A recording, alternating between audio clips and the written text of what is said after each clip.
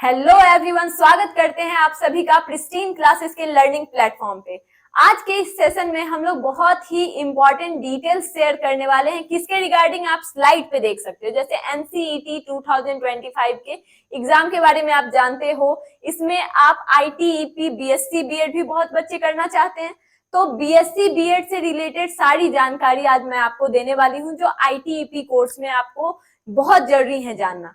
जैसे updated syllabus क्या है, इसका न्यू पैटर्न जो अभी हम लोग देख रहे हैं सिलेबस का, ये किस तरीके का है, एलिजिबिलिटी क्राइटेरिया इसमें क्या रहने वाली है।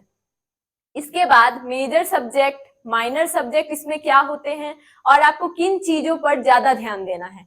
इसके अलावा आईआईटी, एनआईटी, आरआई, जिसमें कि सारे बच्चे सपना देखते हैं एडमिशन लेने का, इसके बारे में भी हम लोग डिटेल जानेंगे।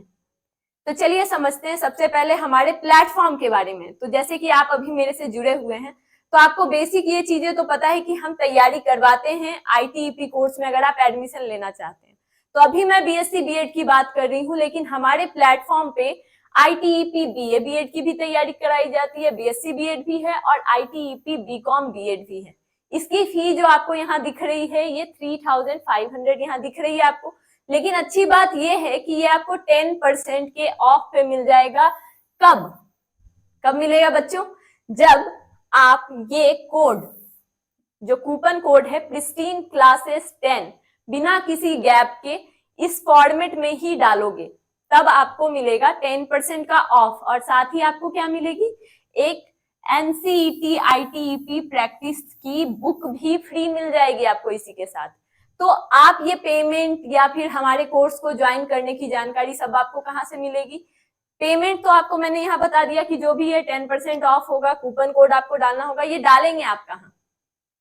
तो प्रिस्टीन क्लासेस का ऐप आप डाउनलोड कर सकते हैं प्ले स्टोर से, और वहां पे आपको मिल जाएगा पेमेंट करने का भी ऑप्शन, और बाकी सारे कोर्सेज की भी जानकारी और कुछ फ्री नोट्स, पीडीएफ्स, वो सब भी आप एक्सप्लोर कर सकते हैं। चलिए आगे बढ़ेंगे तो हम लोग और भी कुछ डिटेल्स देखेंगे।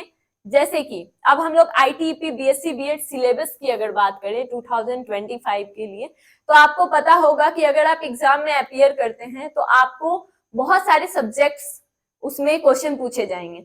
तो सबसे पहले सेक्शन 1 की अगर हम लोग बात करें एग्जामिनेशन के पर्सपेक्टिव से, तो इसमें लैंग्वेज है। ठीक है, तो लैंग्वेज मतलब हम लोग क्या समझते हैं, जैसे कि एग्जाम्पल मैं ले लेती हूँ कि कोई बच्चा है जो कि अभी उसके स्कूल में वो शायद संस्कृत से कर रहा हो, अपना लैंग्वेज जो है उसने सेलेक्ट कर रखा हो, वो संस्कृत हो सकता है या हिंदी हो सकता है या पंजाबी हो सकता है। तो ये सब क्या है? लैंग्वेजेज हैं।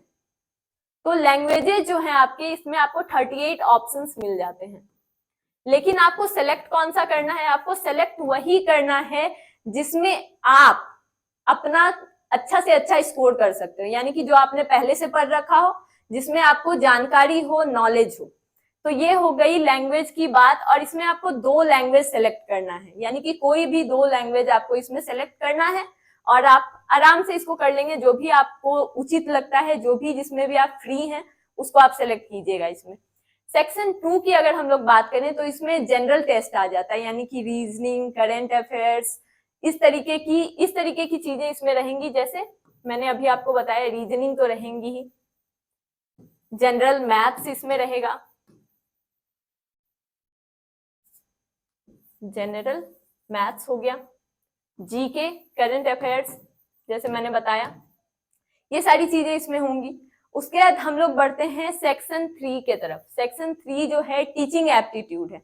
तो जो बच्चे अभी तक नहीं जानते हैं टीचिंग एप्टीट्यूड क्या है, तो उनको मैं ये बता देती हूँ कि टीचिंग एप्टीट्यूड में बच्चों बताया जाता है कि किस तरीके से बच्चों को हम सिखाते हैं, पढ़ाते हैं, यानी कि टीचिंग यानी पढ़ाते टाइम आप किन चीजों का ध्यान रखते हो, क्लासेस लेते हो या सब कुछ जो भी क्लास के अंदर में होता है, मैनेजमेंट से लेकर के सब कुछ, ये सब कुछ किस में आता है? टीचिंग एप्टीट्यूड में आता है। तो आगे आप भविष्य में टीचर बनना चाहते हो तो आपसे इससे भी तो प्रश्न पूछे ही जाएंगे, तो इसको भी आपको तैयार करके चलना है।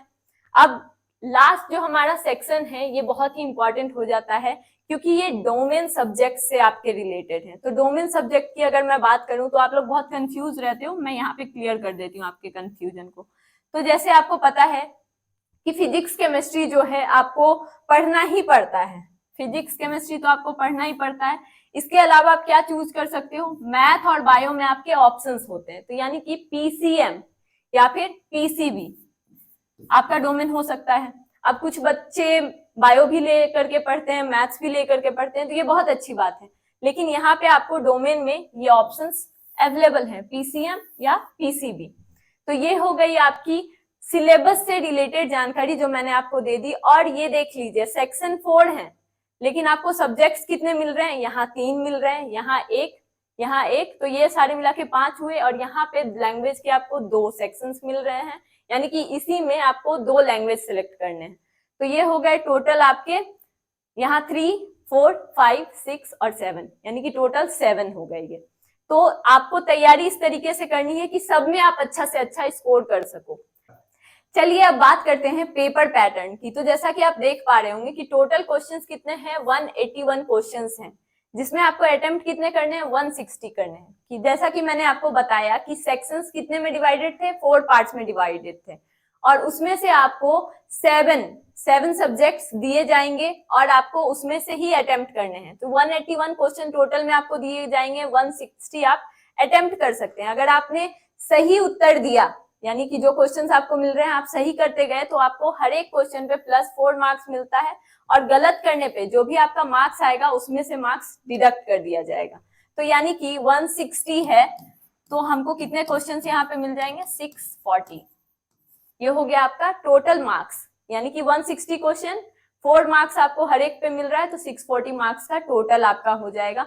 और अगर आप चाहते हैं कि अच्छे से अच्छा स्कोर लाना, तो अच्छा स्कोर आपका कितना होगा, यानी कि आप 500 अबव लाएंगे तभी आप कहीं पे एग्जिस्ट कर पाएंगे, यानी कि अच्छा स्कोर होगा 500 एंड अबव, क्योंकि हर साल कंपटीशन बढ़ता चला जा रहा है। अब चलिए समझते हैं एलिजिबिलिटी क्राइटेरिया को। अगर आप इस फॉर्म को भरेंगे, जो फॉर्म आएगा, और फिर आप एडमिशन लेना चाहते हैं आईटीईपी कोर्स में, तो सबसे पहले जो अपियरिंग बच्चे हैं, यानी कि जो बच्चे इस बार एग्जाम देने वाले हैं जिनका रिजल्ट नहीं आया है, वो तो इस फॉर्म को भर ही सकते हैं। प्लस जिन्होंने 12th कर लिया है वो भी इस फॉर्म को बिल्कुल भर सकते हैं, यानी अपियरिंग बच्चे भी भर सकते हैं और जो पास आउट हैं वो भी भर सकते हैं। इसके अलावा जो आपका एग्रीगेट मार्क्स होना चाहिए वो कितना होना चाहिए, 50%, यानी कि जो अपना पास आउट जो बच्चे होंगे वो अगर अपना मार्क्स भरते हैं तो उनका 50% एंड अबव होना चाहिए, और जो अपियरिंग बच्चे हैं उनका आगे चल के एडमिशन के प्रोसेस में जब मार्क्स देखा जाएगा तो उनका भी 50% एंड अबव मार्क्स एग्रीगेट होना चाहिए। इसके अलावा जो एक इम्पॉर्टेंट डिटेल है वो ये है कि आप जब भी एडमिशन लेने जा रहे हैं तो आपने अगर ड्रॉप दिया है तो वो कितने टाइम का ड्रॉप आप ले सकते हैं। तो बहुत सारे इंस्टीट्यूट्स हैं, या फिर हम लोग मेन इंस्टीट्यूट की अगर बात करें जैसे आईआईटी, एनआईटी हो गए, तो इसमें आपका क्या वो मान के चलेंगे कि 2 ईयर से ज्यादा का गैप नहीं आपको होना चाहिए, यानी कि पढ़ाई छोड़े हुए जो आप टाइम ले रहे हैं और फिर दूसरे कोर्स में कहीं एडमिशन ले रहे हैं, इसके बीच की जो गैप हम लोग बोल सकते हैं ये 3 ईयर नहीं होनी चाहिए, मोर देन 2 ईयर भी कहीं कहीं नहीं होनी चाहिए। तो ये हो गई एक डिटेल। और दूसरा जो हम लोग लास्ट डिटेल यहाँ शेयर करने वाले हैं ये क्या है, आपकी जो उम्र है वो ऐसे इंस्टीट्यूट जो कि आईआईटी है, एनआईटी हो गया, आरआई हो गया, इन सब की अगर मैं बात करूं, यानी कि मेन इंस्टीट्यूट जहां पे आपको अच्छा खासा एक्सपोजर भी मिलता है, यहाँ पे आपका एज जो होगा वो 22 ईयर्स से कम होना चाहिए। तो ये बेसिक डिटेल्स इसके थे। अब चलिए आगे बढ़ते हैं। अब समझते हैं कि मेजर और माइनर सब्जेक्ट्स क्या क्या होते हैं। यानी कि आप एडमिशन लेना चाहते हैं तो major subjects according to NCET domain subject क्या होंगे। तो जैसे आप मैथ्स के स्टूडेंट हैं या बायोलॉजी के स्टूडेंट हैं तो ये क्या हो गया, आपका डोमेन सब्जेक्ट हो गया। लेकिन अगर जब आप एडमिशन लेते हैं, आप एग्जाम दे रहे हैं, ठीक है, तो उसमें आपके पास क्या आ रहा है, या तो पीसीएम है या तो पीसीबी है। उसमें आप जो मार्क्स लेकर के आते हो वो बहुत ही इंपॉर्टेंट हो जाता है, क्योंकि आपको जो सब्जेक्ट चाहिए होगा आगे चल के आप पढ़ना चाहते होंगे, उसका सिलेक्शन का प्रोसीजर वहीं से स्टार्ट हो जाता है। यानी कि आप पीसीएम में से अगर मैथ्स के थ्रू एडमिशन लेना चाहते हैं और आपका फिजिक्स में मार्क्स ज्यादा है तो मैथ्स में आपको एडमिशन लेने में दिक्कत आएगी। तो ये हो गई बेसिक डिटेल इसके बारे में।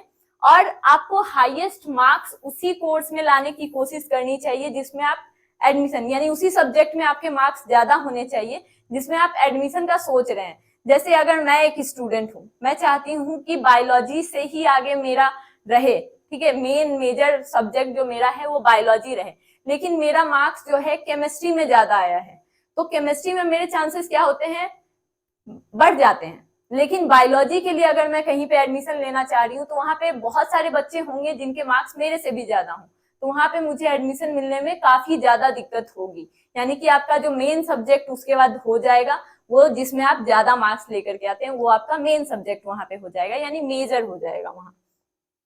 चलिए अब बढ़ते हैं कि आईआईटी, एनआईटी जिसके बड़े बड़े सपने आप देख रहे हैं, उसमें एडमिशन कैसे आप ले रहे हैं, ठीक है।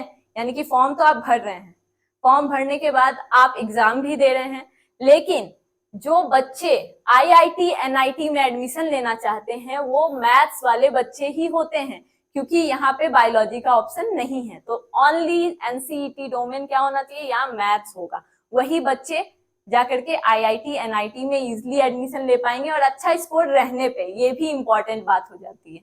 चलिए अब दूसरा जो है यहाँ पे आरआई, सेंट्रल यूनिवर्सिटी या स्टेट यूनिवर्सिटी में एडमिशन लेने के लिए क्या जरूरी है। यहाँ पे है कि आपने जो भी डोमेन सब्जेक्ट्स ले रखे हैं आपको इजिली यहाँ पे एडमिशन मिल जाएंगे, क्योंकि यहाँ पे सीट्स भी अच्छे खासे हैं और आपके पास यूनिवर्सिटीज, इंस्टीट्यूट्स भी अच्छे खासे हैं, कॉलेजेस ज्यादा हैं।